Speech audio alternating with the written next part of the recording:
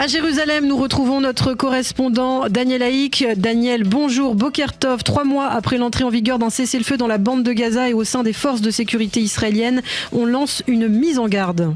Oui, effectivement, Ilana, au sein de Tsahal et en particulier dans l'unité de coordination de l'action militaire de Tsahal dans les territoires, on affirme que sans initiative israélienne claire en perspective de la seconde phase du plan Trump, le Hamas ne sera pas désarmé et Tsahal devra alors reprendre ses opérations militaires dans la bande de Gaza.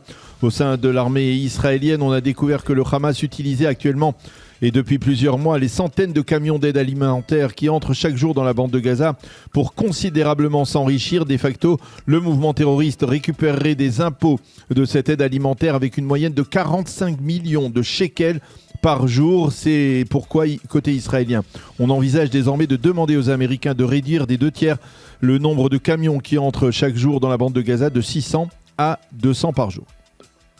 Est-ce que les Américains vont attaquer l'Iran ? C'est la question clé évidemment que l'on se pose ce matin, Daniel, en Israël et dans toute la région. Oui, et bien entendu, les échanges entre Américains et Iraniens n'ont échappé à personne. Côté israélien, on demeure extrêmement vigilant et il semble que l'on veuille laisser faire les Américains à leur rythme propre. L'un des conseillers du guide suprême iranien, Ali Shamkhani, voilà, c'est son nom, a indiqué qu'il n'y avait pas d'attaque limitée du point de vue iranien et que, quelle que soit l'ampleur d'une attaque américaine, l'Iran ripostera massivement en bombardant le territoire israélien et Tel Aviv en particulier. De même, l'Iran a déclaré qu'elle n'acceptera pas le moindre compromis dans le développement de son programme nucléaire civil et dans la préservation de ses missiles balistiques. Ce matin, le Premier ministre israélien Benyamin Netanyahou doit réunir une cellule de consultation qui doit débattre à la fois du dossier iranien et du dossier de Gaza. Et puis il y a aussi les dernières déclarations du président Donald Trump à propos de l'Iran. Oui, en particulier cette fameuse comparaison que le président américain a fait hier entre l'Iran et le Venezuela, qui selon les experts israéliens sous-entend son intention de mettre fin au régime iranien. Et l'on considère que Trump envisage actuellement l'option d'une offensive américaine massive contre le pouvoir à Téhéran, tout en continuant à proposer la carte de la négociation. Trump a menacé et affirmé que si les Iraniens ne s'engageaient pas sur la voie des pourparlers, la prochaine offensive serait pire que les précédentes, a-t-il dit. Il faut souligner que les propositions faites par les Américains pour parvenir à un accord avec les Iraniens n'ont aucune chance ou que très peu de chances d'être acceptées par les mollahs. Selon le New York Times, les Américains ont fait aux Iraniens 3 propositions majeures. Le gel de l'enrichissement de l'uranium sur le sol iranien, limite du nombre et de la portée des missiles balistiques iraniens et arrêt total du soutien de l'Iran à ses proxys comme le Hezbollah et les Houthis, des propositions qui avaient déjà été rejetées dans le passé par les Iraniens. Et alors que l'on est dans l'attente d'une possible attaque américaine, le monde arabe tente de l'en empêcher. Oui, effectivement, le monde arabe aurait décidé de se mobiliser pour empêcher la moindre opération américaine contre des cibles au pouvoir à Téhéran. Ainsi, le prince héritier saoudien MBS, Mohammed Ibn Salman, s'est entretenu il y a 24 heures au téléphone avec le président iranien Pezeshkian. Et puis, le Qatar pourrait continuer à jouer parallèlement sur 2 tableaux. D'un côté, conserver d'étroites relations avec l'administration Trump et de l'autre, maintenir ouverts les canaux de discussion avec les Iraniens. L'Égypte, autre pays médiateur dans la bande de Gaza, tente aussi de faire tomber la tension entre les Américains et les Iraniens. L'Union européenne durcit de son côté le ton face aux Iraniens et la France prend des mesures. Oui, effectivement, Paris a annoncé hier sa décision de soutenir l'entrée des gardiens de la révolution et des milices iraniennes Basij dans la longue liste des organisations terroristes. Et du côté européen, le Conseil des ministres des Affaires étrangères européens doit débattre aujourd'hui à Bruxelles justement de son intention de proclamer ces organisations comme terroristes. Les Européens préparent également de nouvelles sanctions contre Téhéran et le chef de la diplomatie italienne a même justifié le durcissement de l'Europe par la cruauté de la répression contre les opposants au régime à Téhéran et alors que les données du nombre de victimes ne cessent d'augmenter.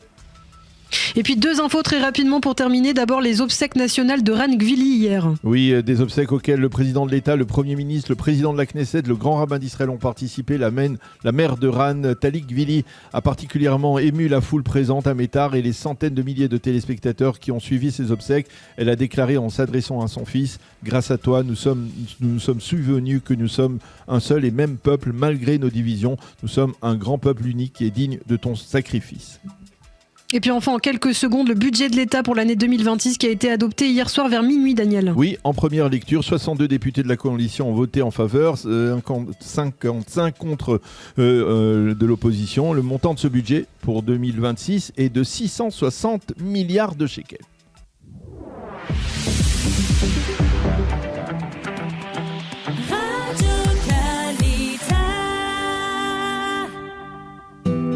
Une page météo pour compléter ce premier journal d'information. Le temps sera plus doux et ensoleillé sur l'ensemble du territoire israélien, même s'il y a des pluies éparses, on va dire, dans le nord et le centre du pays en matinée. Bien, nous avons le plaisir d'être en ligne avec Dorit Koskas. Dorit, bonjour. Bonjour Daniel. Merci d'être avec nous. Nous vous avons sollicité parce que, eh bien, on peut dire qu'une page s'est tournée lundi avec le retour de la dépouille mortelle de Ran Gvili qui a ému tout un pays, on peut le dire. Et d'une certaine manière, on l'a vu au cours des 2 derniers jours, le dossier des otages est refermé. Heureusement qu'il est refermé d'une certaine manière et heureusement qu'il se referme comme il se referme avec le sentiment d'avoir accompli une mission jusqu'au bout avec la restitution du corps de Ran Gvili. Vous avez été au cours des 2 dernières années, des 2 années de guerre, très actif dans l'état-major des otages et en particulier, on va dire, dans l'aspect diplomatique, en particulier avec la France, puisque vous avez accompagné des otages en France, des ex-otages et des familles d'otages en France. Je voudrais d'abord avoir votre sentiment personnel, ce que vous avez ressenti lorsque vous avez appris lundi après-midi l'annonce de la découverte du corps de Ran Gvili. Je pense que c'est un immense soulagement pour tous les Israéliens. Et en même temps, ça nous permet de regarder aussi tout le chemin qui a été parcouru pour arriver jusque-là. Je crois que c'est important de rappeler ce qui s'est passé parce que on était tellement dedans qu'on ne se rend pas toujours compte. On parle de 250 personnes qui ont été kidnappées. Il n'y a aucune démocratie au monde qui a été confrontée à ce type de réalité. 168 personnes qui ont été kidnappées vivantes. 87 personnes qui ont été kidnappées alors qu'elles avaient déjà été assassinées le jour du 7 octobre. Et 46 otages assassinés en captivité. Et dans tout ça, une mobilisation de la société civile absolument incroyable autour de cette histoire, y compris comme vous l'avez précisé, auprès d'autres gouvernements, auprès de Trump et de Biden. Et je crois qu'Israël peut être fier de sa société civile, du fait, je crois que c'est un message assez fort qu'on a envoyé au monde, c'est de dire qu'on laisse personne derrière. C'est finalement l'essence même de cet État, que les personnes soient vivantes ou qu'elles aient été assassinées. On a laissé personne derrière et c'est cette étape que marque le retour de Ran Gvili. C'est cette idée, 2 idées principales. D'abord qu'en Israël, on ne laisse personne derrière, quoi qu'il arrive. Et la deuxième chose, c'est que la société civile peut faire bouger les lignes quand elle se mobilise. Alors, est-ce qu'il y a aussi un sentiment, parce qu'on l'a ressenti avec l'annonce du rapatriement du corps de Ran Gvili, on a senti une sorte de consensus dans la société israélienne, comme si le nom de Ran Gvili avait réussi à rassembler. C'est d'ailleurs sa mère, Tali, qui l'a dit et répété sur les antennes. Il a réussi à rassembler une nation.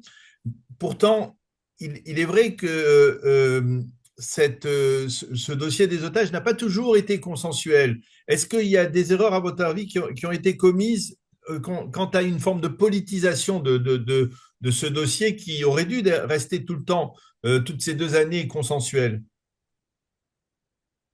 Alors, l'histoire des otages, c'était une problématique qui était complètement humanitaire, qui aurait dû rester humanitaire.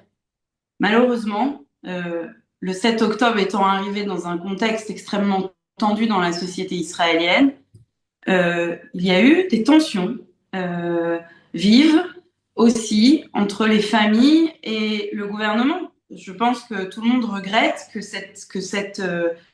ce combat aussi important ait été politisé. Je pense que maintenant, on doit se tourner vers l'avenir et que on avait tous besoin de cette étape pour se remettre de tout ça, pour que notre visage soit tourné maintenant vers la reconstruction. Et puis, je pense que même s'il y avait des fractures assez importantes, comment dire, des divergences sur la façon de gérer cette problématique, les divergences sont légitimes. Mais effectivement, ce combat a été instrumentalisé. Il y a eu des moments forts, quand même, qui ont été partagés par toute la population israélienne. Je Comme pense quoi, que par exemple, les libérations. rappelez-nous, par exemple, certains de ces moments forts.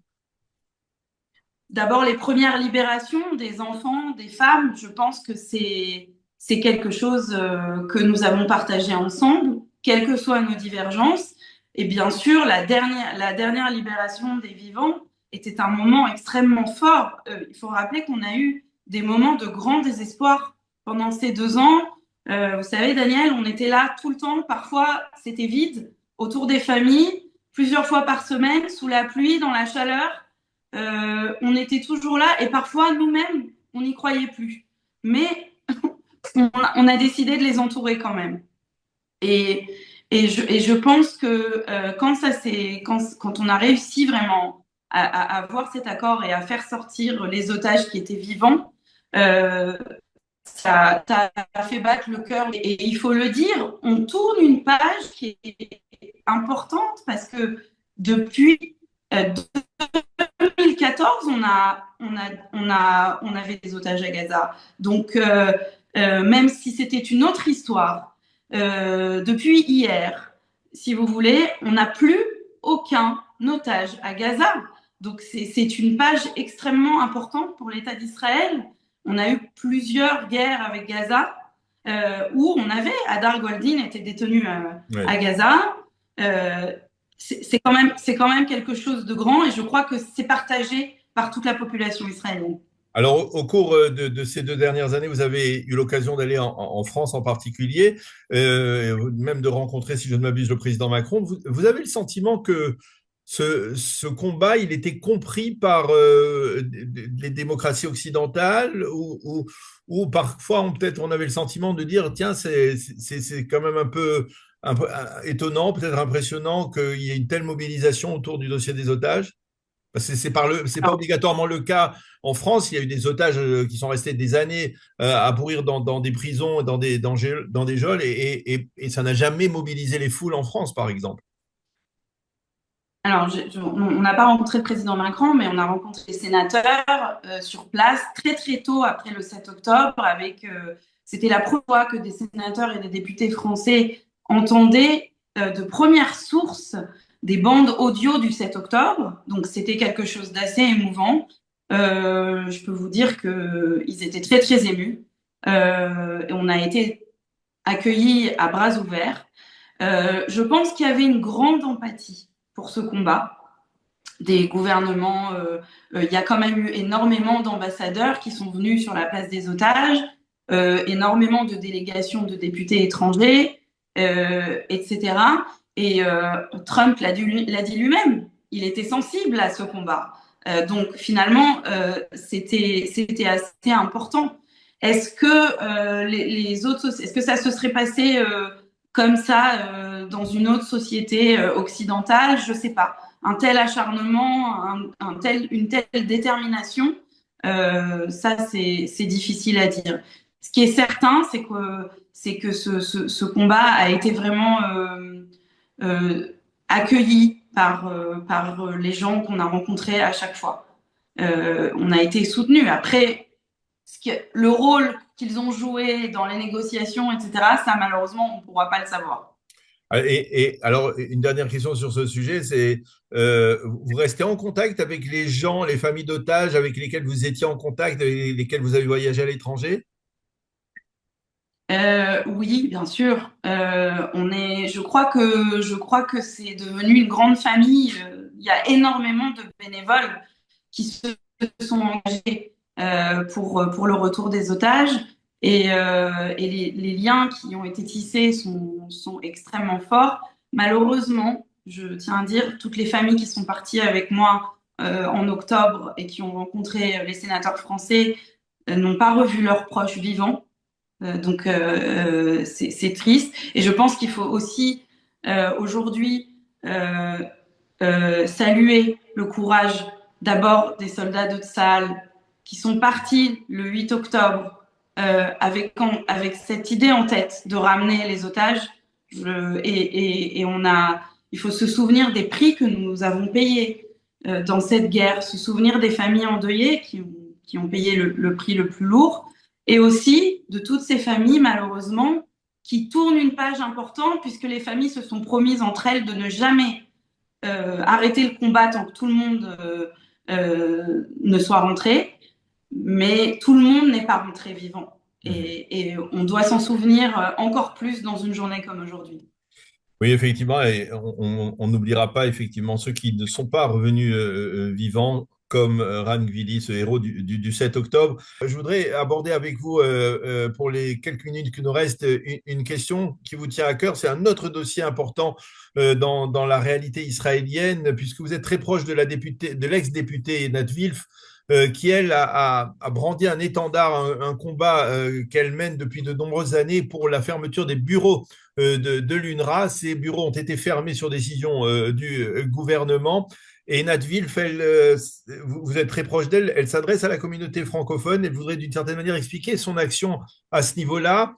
Et c'est pas plus tard que, si je ne m'abuse, en début de semaine prochaine. Oui, a été une des personnes à tirer la sonnette d'alarme depuis, je dois dire, plus de 15 ans sur la problématique de l'UNRWA. À l'époque où elle était à la Knesset, on a beaucoup travaillé sur les financements de l'UNRWA pour essayer de réduire ces financements. Elle pensait déjà à l'époque que ce serait un véritable obstacle à la paix. Je dois dire qu'à l'époque, personne ne comprenait vraiment son obsession pour l'UNRWA, alors qu'aujourd'hui, c'est un des enjeux majeurs de la reconstruction de Gaza et des perspectives de paix que nous avons avec Gaza.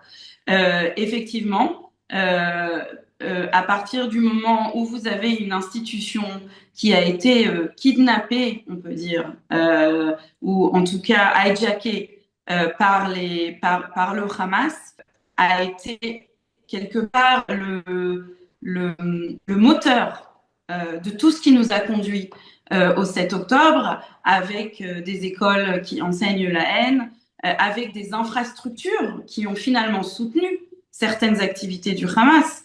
On sait qu'il y a eu une plainte qui a été déposée contre l'UNRWA, puisqu'on sait qu'il y a un employé de l'UNRWA qui a kidnappé un Israélien le jour du 7 octobre. Donc tout ça est évidemment extrêmement problématique. Il y a un documentaire qui est sorti récemment, qui expose cette problématique. J'encourage les gens à aller le voir, et qui expose cette problématique et qui présente aussi le travail qui a été fait avec Einat Wilf. Et oui, Einat, qui a créé son parti indépendant il y a maintenant un an, vient à la rencontre des francophones à Ranana samedi soir pour présenter son programme et le travail qu'elle a fait. Eh bien, merci beaucoup Dorit, Dorit Koskas, de nous avoir fait partager vos sentiments d'abord sur, bien entendu, ce dossier qui a été très proche, dont vous avez été très proche et très actif, dans lequel vous avez été très actif au cours des plus de 2 ans, donc le dossier des otages.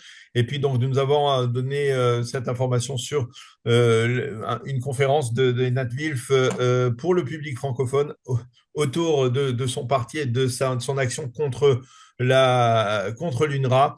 Merci beaucoup d'avoir été avec nous. Bonne continuation. À bientôt. Je suis né le 26 janvier 2026. Ma carte d'identité mentionne pourtant bien que j'en ai 40 et quelques, mais je suis né ces dernières heures. En tout cas, je viens de m'en rendre compte. Le 7 octobre 2023 nous a tous plongés dans une stupeur imperceptible. Nous n'avons pas compris, frappés par la vie d'une manière inimaginable, écrasés, dévastés, entre torpeur, cauchemar, rage. Et quand on travaille dans le journalisme, s'ajoute une mission, un sens du devoir, même une effervescence tant il y avait à raconter. Il a fallu chercher, découvrir l'horreur, regarder les pires images, courir les témoignages, ceux des héros, ceux des endeuillés et ceux des otages. Appeler un proche de victime, c'est dur. On a le sentiment d'être indécent. mais aussi la conviction qu'il est important de faire entendre. On cherche ses mots, on s'excuse, on réconforte. On voudrait prendre dans ses bras, et pourtant on gère froidement une logistique à laquelle même les parents de victimes étaient rodés. À quelle heure et où il fallait parler. Puis la période se fait longue, interminable. On vit un jour sans fin. Les rubans jaunes envahissent l'espace, comme un rappel et une interdiction d'oublier. Les nouvelles victimes, tombées au combat, se rapprochent de votre cercle. Nous avons vécu les alertes, la guerre, au sud, au nord, les dissensions, les premières libérations entre colère, soulagement et émotion. Voilà notre quotidien pendant 2 ans et demi de guerre, sur le terrain et sur les réseaux. Les injustices, les inversions et les accusations, et les tweets qui faisaient plus mal que les missiles iraniens. Et puis ce jaune partout, toujours, ce rappel qu'on n'a pas le droit de vivre. Ces rubans dans les rues, aux murs, aux fenêtres, aux voitures, aux vêtements, et ces affiches, ces stickers, ces visages qui nous hantent à chaque recoin de notre quotidien en apnée. Au début, on s'y attarde, on appréhende les questions des enfants. Chaque poster provoquait alors une pensée, une parole, une prière. Puis doucement, on a commencé à détourner le regard. Il fallait avancer et ces photos faisaient mal. On s'éloignait des infos, on évitait les affiches de ces otages. Il fallait recommencer à vivre normalement. Et chacun a eu ses méthodes pour cela. Moi, par exemple, je me suis senti insensible. J'ai balayé des posts Instagram, j'ai détourné les yeux. Même les libérations étaient difficiles à suivre. J'ai culpabilisé, je me suis senti indigne de vivre ici, déconnecté, comme un syndrome de l'imposteur israélien. Et puis est venu le 843e jour. Ran Gvili, le dernier otage de Gaza, que l'on savait décédé, a enfin été retrouvé. Sa dépouille était en Israël, entre les mains de ses frères. Et là, c'est tout un poids qui a disparu. Mon abdomen s'est libéré, allégé instantanément. Je me suis entendu respirer d'un long soupir. Et c'est à ce moment, sur le son d'Abaïta, que j'ai réalisé que le jaune allait nous quitter. J'ai vu les rubans se retirer et les larmes me sont montées. De manière totalement inattendue. Voir les rubans jaunes se faire découper, et c'est mon cœur qui s'est fendu. À cet instant, j'ai compris. Je pensais être devenu insensible, froid. J'étais simplement devenu résilient. J'étais devenu israélien, dur dehors et doux à l'intérieur. Obligé de faire ce qu'il faut pour avancer, mais intrinsèquement lié à chaque âme de ce pays. C'est peut-être ça, être juif finalement, au point de se demander si on peut l'être pleinement ailleurs qu'ici, loin de cette terre, de cette loi, de ce peuple. Oui, après 843 jours de gestation, l'enfant d'Israël en moi est né. Et beaucoup d'Israéliens sont probablement nés ce 26 janvier 2026. Le philosophe Abraham Livni écrivait que le retour d'Israël était l'espérance du monde. Et si le retour de Ran et des otages était l'espérance d'Israël ?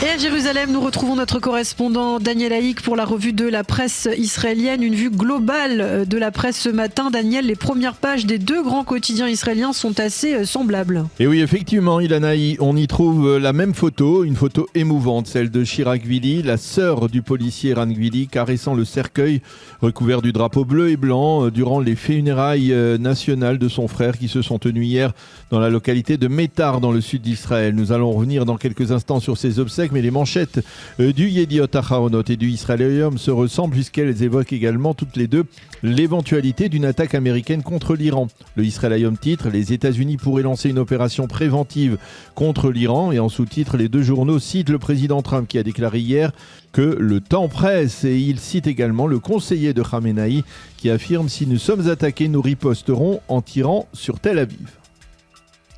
Et puis, tous les journaux parlent de ces obsèques, ceux de Ran Gvili. Tout un pays a participé. Oui, plusieurs milliers de personnes ont accompagné le dernier héros du 7 octobre vers sa dernière demeure hier à Métar, et des centaines de milliers d'autres ont suivi les obsèques sur les chaînes de télévision israéliennes qui ont modifié leur programme et les ont diffusés dans leur quasi-totalité.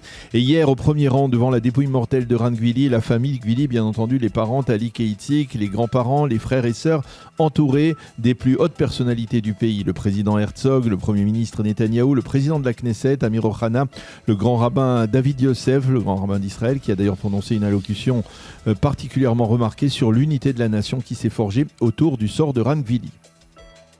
Et les éditorialistes ne s'y trompent pas, Daniel, puisque ce matin, beaucoup nous font partager leurs sentiments.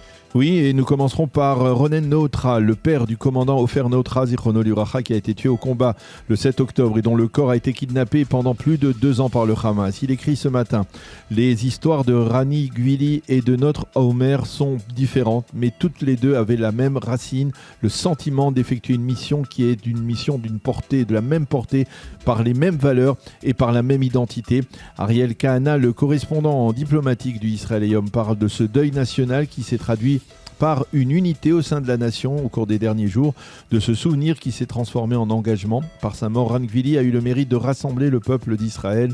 Ses obsèques étaient avant tout des obsèques d'espérance, l'amour de tout un peuple pour un héros qui s'est exprimé par les applaudissements des participants aux obsèques, ce qui est très rarissime lors de cérémonies de ce type en Israël. Carmi Eldad écrit, elle, que ces obsèques de Ran Gvili sont la preuve de la formidable capacité du peuple d'Israël à se relever de la plus terrible des épreuves. Et Odaya Boucheri écrit ce matin que Ran est devenu hier l'enfant de toute une nation. Elle cite en évidence les propos du président Herzog qui s'est demandé hier devant le corps de Ran: pourquoi faut-il que l'unité nationale ne se révèle dans toute sa grandeur que dans des circonstances aussi tragiques?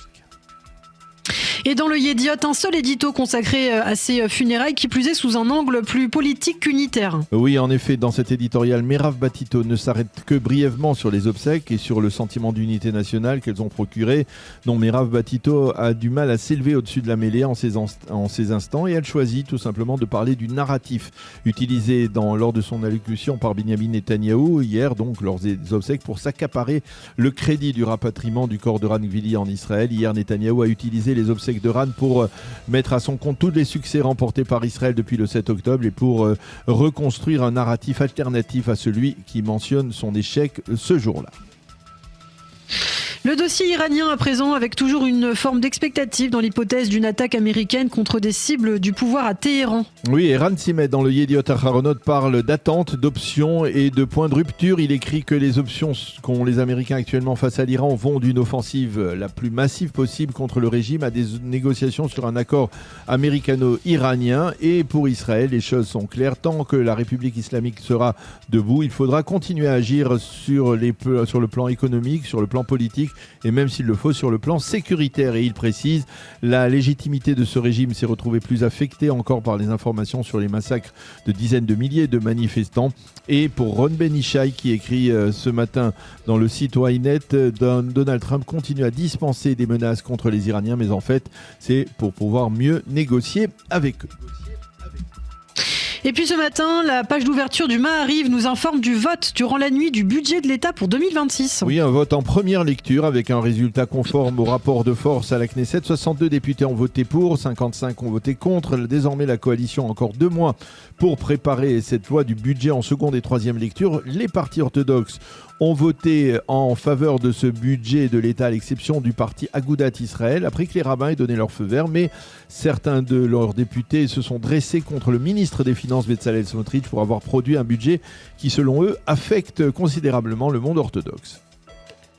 Les premières pages des 2 grands quotidiens, par ailleurs, se ressemblent également par leur titre économique. Oui, et pour cause, le Yediot Aharonot et le Israël Hayom annoncent ensemble la chute assez impressionnante du dollar par rapport au shekel, avec un billet vert qui s'approche dangereusement du seuil des 3 shekels, et ce alors que le prix de l'or ne cesse d'augmenter, avec une once au prix record de plus de $5 000. Et enfin, nous terminons cette revue de la presse israélienne, comme nous le faisons chaque jeudi, Daniel, en survolant la nouvelle édition hebdomadaire d'Actu-J. Oui, le dossier de la semaine est consacré à la phase 2 du plan Trump et en première page, une photo émouvante justement des obsèques de Ran Vili dont nous avons parlé. Un dossier de Pascal Sunshine sur le grand chambardement régional au Proche et Moyen-Orient qui fait suite à 2 années de guerre et à l'approche assez particulière, il faut bien l'avouer, de Donald Trump. Également dans cette édition d'ActuJ, un dossier sur la transmission de la mémoire d'Auschwitz à l'occasion du 81e anniversaire de la libération du camp de la mort. Et puis, dans un tout autre domaine, la culture, avec Eliette Abécassis et son retour à la rue d'Ulm. Nous avons le plaisir d'être en ligne avec Jonathan Keller. Jonathan, bonjour, Boker Tov. Boker Tov. Merci d'être avec nous ce matin. Je rappelle que vous êtes expert sécuritaire, ancien officier des services de renseignement militaire israélien. Avec vous, je voudrais que d'abord on fasse le point sur ce qui se passe dans le dossier iranien. Vous avez le sentiment que l'on approche d'une opération militaire américaine et qu'il y a des préparatifs particuliers ici en Israël pour faire face à une éventuelle riposte de la part des Iraniens ? Oui, alors j'ai tout à fait le sentiment que l'on approche vers une attaque. Hier, Trump a parlé du temps qui passe et d'un éventuel de souhait d'avoir un accord sur le nucléaire. Tout le monde comprend bien que cet accord est encore très lointain. Cela va être difficile à Trump de faire aujourd'hui retour arrière sur les préparatifs américains qui ont été pris, sur les déclarations qui ont été lancées dans les médias. Et même si Trump peut toujours surprendre, et Trump pourra toujours rationaliser et expliquer n'importe quelle décision à son public et à lui-même, mais tout de même, je crois que cette fois-ci, les Américains ont bien un pied dans cette nouvelle opération militaire qui va être lancée contre l'Iran. Alors, du coup, je voudrais essayer de mieux comprendre. En juin dernier, ce sont les Israéliens qui ont initié, on va dire, une opération militaire contre des cibles iraniennes, et les Américains qui ont rejoint Israël, qui étaient sur la vague, qui surfaient sur une vague extrêmement positive. Là, on ne comprend pas très bien pourquoi ce sont les Israéliens qui sont à la traîne. Pourquoi il n'y a pas, de la part d'Israël, une volonté offensive, afin peut-être même de surprendre les Iraniens ? Alors je pense que Israël a raison de jouer ou de parier sur un éventuel scénario dans lequel il n'y aurait pas d'engrenage direct entre Israël et l'Iran. Si les Américains sont capables de faire notre travail à notre place, pourquoi pas? Ils ont d'abord une force de frappe qui est supérieure à celle de Tsahal, il faut le rappeler, et puis ils prennent moins de risques. En fin de compte, ni les citoyens américains ne seront pas touchés par les réponses iraniennes. Donc si les Américains sont capables de faire ce que nous voulions faire depuis le début, pourquoi pas? Il existe un scénario dans lequel Israël se tient certes aux côtés des Américains, mais sans implication directe dans le conflit. Et il y a une autre condition qui doit être réunie, c'est que les Iraniens ne cèdent pas à la tentation de répondre en tirant sur Israël, de répondre aux frappes américaines. Donc ce scénario existe. Je ne pense pas que ce soit le scénario le plus plausible, mais je crois qu'il existe et que la politique, ou du moins ce qui paraît être la politique actuelle d'Israël, c'est-à-dire que nous rentrerons dans ce conflit à partir du moment où nous serons touchés par des missiles iraniens, est la bonne politique. Qu'est-ce que l'on attend maintenant, à votre avis ? Alors c'est évidemment la question que tout le monde se pose. Je suis un peu inquiet du fait que ce soit une opération militaire ou une guerre qui n'ait pas d'objectif. D'ailleurs, Trump zigzague entre différents objectifs. À chaque fois qu'on entend, il parle de quelque chose d'autre. Est-ce qu'il s'agit d'imposer par la force un accord sur le nucléaire au leadership iranien? Est-ce qu'il s'agit de remplacer ou de tuer Khamenei? Est-ce qu'il s'agit simplement d'apporter un soutien plus ou moins symbolique aux manifestants? Est-ce qu'il s'agit de changer le régime, de déplacer le régime iranien et de le remplacer par un autre régime? Personne ne sait vraiment quels sont ces objectifs. Cela va créer un problème de durée du conflit. C'est-à-dire que les Américains ont certainement le privilège de se retirer après quelques jours ou éventuellement une semaine, peut-être un peu plus, de frappe, en disant qu'ils ont fait leur besogne. Mais le conflit entre Israël et l'Iran risque de durer un peu plus longtemps. Cette fois-ci, contrairement en juin, où nous avions un objectif clair qui était la destruction du programme nucléaire. À partir du moment où il avait été obtenu, nous avions plus d'intérêt à continuer ce jeu-là. Cette fois-ci, cela va être un peu plus compliqué. Je pense qu'il y a un scénario qui n'est pas tout à fait impossible, dans lequel nous rentrions dans un conflit de longue durée, missiles interposés, avec les Iraniens. Ça veut dire les Iraniens tireraient des missiles et nous riposterions avec des avions de chasse qui bombarderaient? Exactement. Alors maintenant, il faut aussi regarder la question des capacités. Oui. Il y a un scénario optimiste dans lequel nous sommes capables de créer une réelle synergie entre les frappes américaines et les frappes israéliennes, ayant un effet amplificateur et tout en étant capable de frapper l'Iran de façon beaucoup plus conséquente que ce que l'on a fait en juin. Mais il y a aussi un scénario pessimiste. Le scénario pessimiste dit que, de un, il est possible qu'il y ait des manques dans les stocks de systèmes de défense israéliens. Cela veut dire que très vite, nous serons amenés à avoir une politique sélective de défense. Autrement dit, le gouvernement israélien et l'armée diront à leur public qu'il y a des régions entières du pays qui ne seront plus protégées par le dôme de fer ou par Retz. Et d'un autre côté, je pense qu'il faut prendre au sérieux les menaces iraniennes, comme quoi cette fois-ci, ils iront all out au niveau de leur capacité. Je vous rappelle qu'en juin, bizarrement, et personne n'a de réponse à cette question.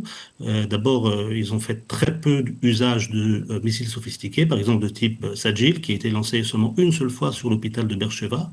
L'essentiel des missiles tirés étaient des missiles d'ancienne génération, donc plus facilement interceptables. Et leurs salves de missiles, par exemple, n'ont jamais excédé une cinquantaine de missiles. Les Iraniens étaient censés être capables de tirer des salves de missiles beaucoup plus grandes. Ça paraît être des questions techniques, mais en gros, cela veut dire, cela peut, nous avions eu 26 morts en juin, nous pouvons terminer ce conflit avec un nombre malheureusement beaucoup plus important. Alors, je voudrais que l'on parle, parce qu'on va rester dans l'expectative concernant ce dossier iranien, pour voir si les prochains jours vont marquer un changement, un tournant. Mais je voudrais que l'on revienne sur le dossier de la bande de Gaza. On est entré, on va dire de plein pied, comme dirait l'autre, dans la seconde phase, avec bien entendu donc, les obsèques, le rapatriement du corps de Ranvili et ses obsèques. Maintenant, Israël est dans la seconde phase. Et il y a des informations qui font état, on va dire, d'abord d'une forme de protestation de la part de Tsahal concernant le nombre massif de camions d'aide alimentaire et d'aide humanitaire qui rentrent chaque jour dans la bande de Gaza. On sait que depuis le cessez-le-feu, il y a 600 camions par jour qui rentrent à l'intérieur de la bande de Gaza. Et finalement, cela ne suffit largement, en tout cas, à la population civile apparemment, mais surtout cela engraisse le Hamas qui apparemment, selon certaines données, parviendrait à recueillir près de 45 millions de shekels par jour de taxes sur ces marchandises-là. Alors, l'armée dit il faut mettre fin à ce phénomène parce que c'est lui qui renforce le Hamas à l'intérieur de la bande de Gaza, en tout cas dans la partie qui est sous contrôle du mouvement terroriste. Qu'est-ce que vous en pensez ? Alors tout à fait, on n'est pas aujourd'hui content en Israël ni de l'ouverture du point de passage de Rafah qui se fait dans des conditions qui n'étaient pas les nôtres, ni de, comme vous le dites, ni du volume, ni des moyens de contrôle sur les camions humanitaires qui traversent tous les jours la frontière. Ni sur le fait que, par exemple, le contribuable israélien va payer, et ça a été accepté, va payer pour une partie des réparations de villes à l'intérieur de la bande de Gaza. Par contre, nous sommes en mésentente complète avec l'administration Trump sur ce sujet. À partir du moment où nous avons signé le plan de paix de Trump, il fallait comprendre que telles étaient les conditions. Les Américains ont l'intention de reconstruire la bande de Gaza. Pour reconstruire la bande de Gaza, il faut le financer et donner des moyens à la population locale qui sont encore sous le contrôle du Hamas. Tout cela a été su il y a déjà quelques mois lorsqu'on a signé ce plan. Je pense que ce n'est pas forcément la bonne politique d'essayer de remettre en question certaines clauses, de remettre en question certaines politiques. C'est l'accord que nous avons signé. Nous avons aussi cédé une partie de notre souveraineté Je vous rappelle cette base à Kiryat Gat, d'ailleurs dans laquelle notre Premier ministre n'a pas encore visité, que notre Premier ministre n'a pas encore visité, qui prend des décisions au jour le jour sur la façon dont la bande de Gaza va être reconstruite de Kiryat Gat. Mais finalement, lorsque on émet des critiques à ce sujet, finalement, c'était un deal à prendre ou à laisser. C'est-à-dire que c'était le deal qui a permis la libération de tous les otages vivants et finalement, au bout du compte, le rapatriement de tous les corps des otages assassinés. C'est difficile aujourd'hui, rétroactivement, de dire c'était une erreur d'avoir conclu un tel deal, n'est-ce pas ? Alors, erreur, c'est une question beaucoup plus stratégique. Oui.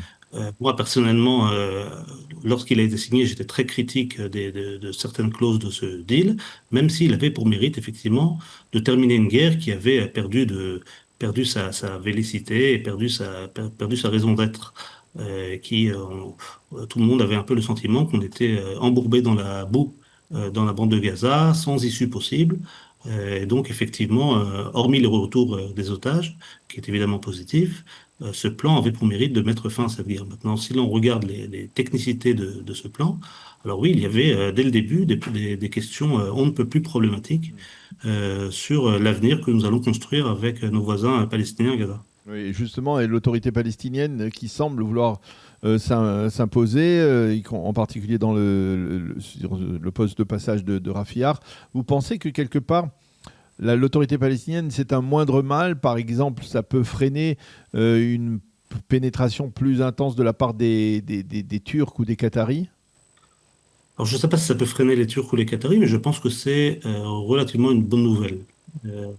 Personne ici n'est un grand fan ni d'Abou Mazen ni de l'autorité palestinienne dans son ensemble, mais il s'agit tout de même de la dernière institution palestinienne qui mérite ce nom d'institution, qui est capable de fonctionner, qui a une bureaucratie, qui sait gérer des budgets, qui a des forces de police, et ainsi de suite. Donc le fait que l'autorité palestinienne soit rentrée en force dans la bande de Gaza à travers ce gouvernement soi-disant technocratique, oui, je pense que c'est une bonne nouvelle. La deuxième bonne nouvelle, c'est que on a beaucoup parlé du Qatar et de la Turquie dans cette espèce de conférence de la paix ou de commission de la paix menée par Trump. Ce qu'il faut dire, c'est que pour l'instant, ce comité de la paix, il n'a aucune responsabilité. C'est un club de milliardaires et de pays prêts à donner des milliards de dollars qui vont se rencontrer 2 fois par an pour parler de la situation. Mais ce n'est pas quelque chose de concret qui peut gérer réellement la situation sur le terrain. Eh bien, Jonathan Keller, merci beaucoup de nous avoir éclairé sur ces 2 dossiers. Bonne journée, à bientôt. À bientôt. Comme chaque jeudi, de retrouver notre ami David Saada. David, bonjour, Boker Tov. Boker Tov, Daniel. Merci d'être avec nous, fidèle au poste, chaque jeudi pour la paracha de la semaine sous le prisme de l'actualité, ou l'actualité sous le prisme de la paracha, comme on veut. Mais effectivement, cette semaine, nous entrons dans l'une des plus belles parachéotes de l'année, on va dire, avec la Shira, puisque c'est le passage de la mer Rouge qui sera au cœur de la paracha. Mais David, on le sait, la paracha se termine par un autre événement majeur, on va dire la première guerre que le peuple juif va devoir mener en tant que peuple, celle contre Amalek, une guerre qui, bien entendu, aujourd'hui, après 2 années de combat sur plusieurs fronts, entre le Hamas, le Hezbollah, les Houthis, la Judée-Samarie, l'Iran, bien entendu, on ne peut pas s'empêcher de faire la comparaison. La guerre, la première guerre, comme vous l'avez souligné, qui a mené le peuple juif en tant que peuple à peine sorti d'Égypte, en fait, hein, un peuple non encore organisé. C'est cette attaque qui lui a été livrée par cet autre peuple qui s'appelle Amalek. Mais dans la tradition juive, cette attaque d'Amalek et le personnage d'Amalek a été interprété et compris comme la haine des Juifs qui s'est poursuivie pendant toute l'histoire du peuple juif jusqu'à aujourd'hui, puisque aujourd'hui nous sommes dans une époque où sans doute la haine des Juifs n'a jamais été aussi répandue dans le monde entier, puisque c'est un phénomène aujourd'hui mondial. Oui, c'est important de souligner qu'on est même dans la semaine de l'anniversaire de la libération du camp d'Auschwitz, qui était bien entendu le symbole du mal à l'état pur contre le peuple juif. Oui, alors, il y a formule qu'on peut des théologiens, surtout chrétiens, pour parler du mystère d'Israël. En réalité, il n'y a pas de mystère d'Israël. Notre carte d'identité, elle est très très claire, c'est la Torah. Donc il n'y a aucun mystère d'Israël. Par contre, il y a un mystère de la haine des Juifs. Et ce mystère de la haine des Juifs, c'est Amalek qui le porte, parce que c'est une haine de... Amalek nous le montre bien, et on voit bien ici l'éclairage que peut apporter la paracha à l'antisémitisme. Amalek n'est pas un peuple qui vivait aux alentours de la mer Rouge. Il vivait ce qu'on appelle aujourd'hui la Jordanie, au sud de la Jordanie. Donc c'est un long chemin. Il a fait tout ce chemin pour attaquer le peuple d'Israël. C'est-à-dire qu'il est mu par aucune cause rationnelle. Il n'a pas de différend économique, il n'a pas de différend politique, il n'a pas de différend territorial avec le peuple d'Israël. Il vient simplement pour détruire le peuple d'Israël à pleine sortie d'Égypte et qui est sur le chemin vers le mont Sinaï pour recevoir la Torah. Voilà. Donc c'est ça Amalek. Donc il faut bien préciser que Amalek, et ce que nous apprend la Torah, il y a une haine qui semble absolument inexplicable. Alors, vous allez me dire, l'antisémitisme, il s'exprime par des arguments, des raisons, mais quand on regarde l'histoire, on se rend compte que le discours antisémite, c'est un discours qui est changeant, qui est toujours accusatoire contre les Juifs, mais qui est changeant et même contradictoire. On parle des Juifs comme les déicides, mais alors que Jésus est un Juif. On parle je dirais de la création du capitalisme comme du bolchevisme, qui sont antagoniques par les Juifs. Donc, il y a tout au long de l'histoire des accusations. Et en réalité, ces accusations qui sont le discours antisémite, aujourd'hui c'est apartheid, c'est génocide, camouflent quelque chose. Ces accusations n'ont pas de substance, c'est des accusations contradictoires et qui ne correspondent pas à la réalité. Par contre, ce qui est une réalité, c'est une haine brute, primaire, et cette haine brute, primaire, derrière tous les discours antisémites, c'est la haine d'Amalek. Alors, il y a une dimension tout à fait particulière dans cette guerre que le peuple juif est contraint de mener. Alors, bien sûr, il y a cette sournoiserie de la part d'Amalek qui attaque à l'arrière les plus faibles, hein. Mais il y a aussi une dimension spirituelle. Et là aussi, on ne peut pas ne pas faire la comparaison avec la période des 2 dernières années que nous avons vécues.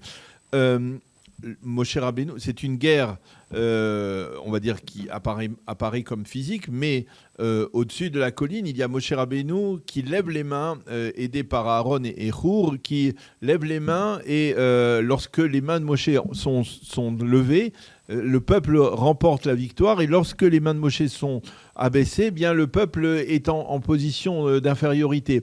Il y a une dimension particulière, n'est-ce pas, dès le début, dans cette confrontation entre Israël et Amalek. Absolument.